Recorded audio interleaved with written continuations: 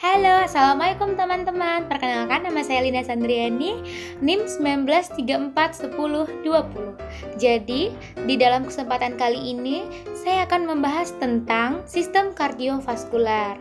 Selamat menonton, enjoy! Pada video ini kita akan membahas mengenai sistem kardiovaskuler atau lebih dikenal dengan sistem sirkulasi. Namun hanya fokus pada fungsinya saja ya. Sebelumnya, untuk diketahui, sistem kardiovaskuler terdiri dari dua organ, yaitu jantung yang berfungsi untuk memompa darah dan pembuluh darah yang berperan sebagai saluran tempat darah mengalir akibat dari jantung yang berdetak. Inilah maka darah dapat dikirimkan menuju pembuluh darah. Pada manusia, darah akan selalu beredar dalam pembuluh darah sehingga disebut sebagai peredaran darah tertutup. Di dalam tubuh terdapat ribuan mil pembuluh darah yang membentuk sirkuit rumit, namun dapat menjangkau hampir setiap sel yang ada di tubuh kita. Luar biasa kan ya? Pada fungsi sistem kardiovaskular, secara umum fungsi sistem kardiovaskular ada 3, yaitu transportasi, proteksi, dan regulasi. Transportasi, selain disebut sebagai sistem sirkulasi, sistem kardiovaskuler disebut juga sebagai sistem transportasi. Kenapa? Karena berperan dalam mentransportasikan O2, tapi jangan salah, sistem kardiovaskuler ini tidak hanya mengangkut O2 ke dalam sel saja, namun berperan juga untuk menyingkirkan CO2 dan sampah hasil metabolisme.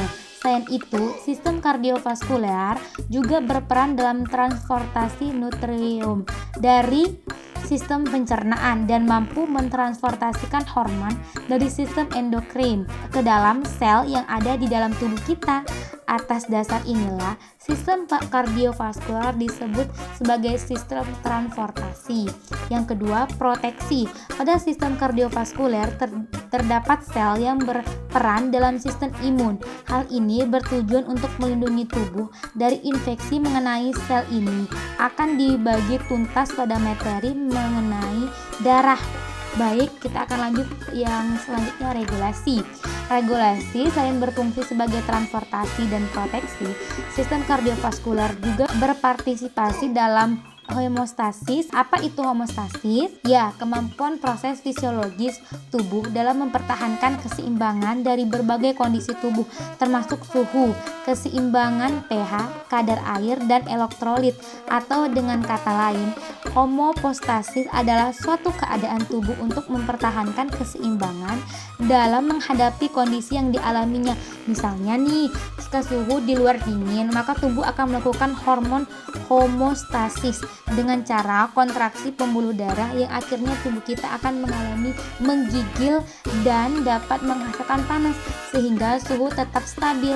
Oke, materi sudah kami paparkan semua, dan terima kasih. Inilah review dari Lina Sandriani. Semoga bermanfaat teman-teman, dan jangan lupa di like, di komen, and di subscribe. Thank you.